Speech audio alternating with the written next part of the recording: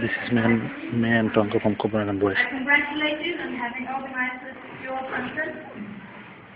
As the first part, held in Beirut in May this year, you pronounced a very important statement. In that statement, you highlighted principles and values that are important to you as religious leaders, but also principles and values that are important to everyone, regardless of faith.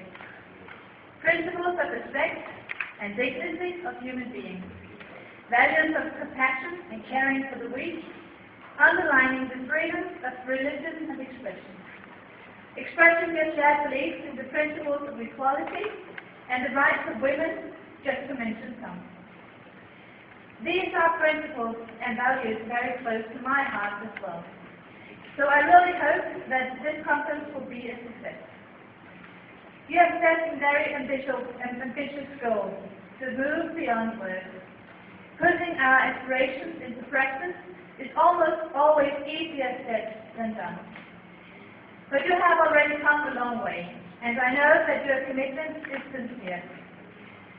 This conference is an example among many that people from different backgrounds come together to safeguard important common values. When we look at societies and people, we often tend to lose sight of something very important and obvious. By this, I don't mean that obvious fact that there are differences between societies and people. In this world that we live in, there is a great and very apparent diversity in political systems, norms, traditions, religions, and culture.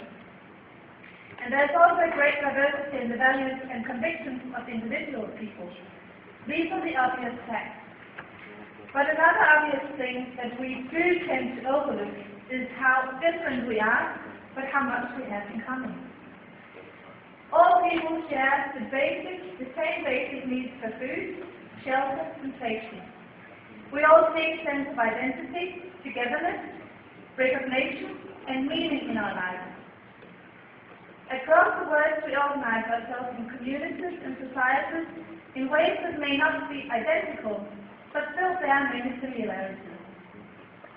This conference is very important precisely because it seeks to focus on what is shared rather than what divides us.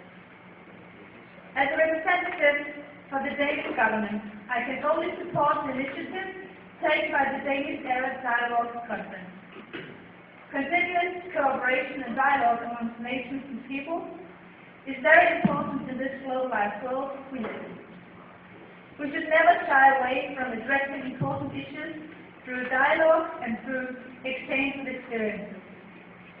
We should keep a steady focus on what we can achieve if we stand together and act together. If we join forces to work for dignity and freedom for everyone, regardless of their faith, our unity will weaken those who seek to create division and conflict between us. Whether it comes from the likes of the Norwegian Anders Breivik or from the likes of Al-Qaeda, we should not listen to the false narrative that Islam and the Western world are enemies.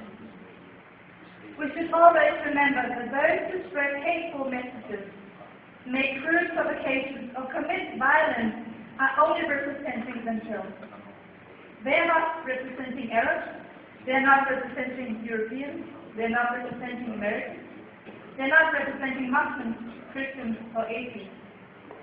They alone are responsible for what they do, and we should never waver in our shared beliefs in people's safety.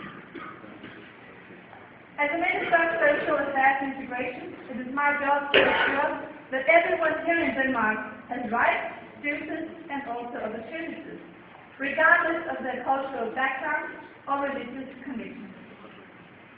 I work every day to ensure inclusion and active participation of our citizens with an immigrant background through introduction programs to newcomers and numerous initiatives on integration in the labor market, in civil society, associations, and so on.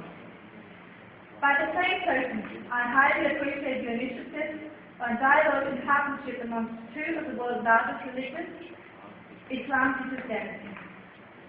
This partnership is not only a partnership across borders, it is also a partnership within borders.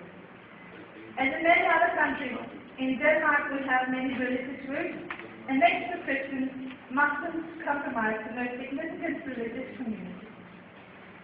In Denmark, the two communities have taken several initiatives of dialogue and cooperation, sometimes also including the Jewish faith. For instance, the three religious groups work together in a project called Your Faith, My Way, that has been developed with support of the Danish government. In this project, a team of guest teachers consisting of a Jew, a Christian, and a Muslim visit schools and talk about what they believe in, what they have in common, and what divides them. This is followed by a discussion with the school children should they ask any questions they like. The same three religious groups have also organized a joint campaign with the slogan, Jews, Christians, and Muslims against hate crime. The three faith communities joined together to condemn any form of violence and harassment motivated by a person's faith, political conviction, sexual orientation, ethnicity, or the like.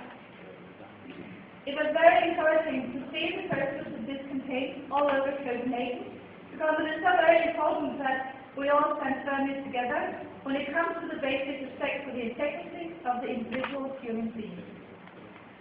Initiatives like the Danish Contact Group for Muslims and Christians, the Islamic Christian Study Center, and indeed this conference today are also very welcome initiatives. The importance of a common belief in peace and coexistence and a continued dialogue on this issue that matter cannot be stressed strongly enough. So please accept my sincere wishes for a successful conference, and thank you so much for having me come here and say to all of you, welcome to Denmark. I hope you enjoy your stay and have a very pleasant stay while you're here, and that your conference will be very fruitful. Thank you.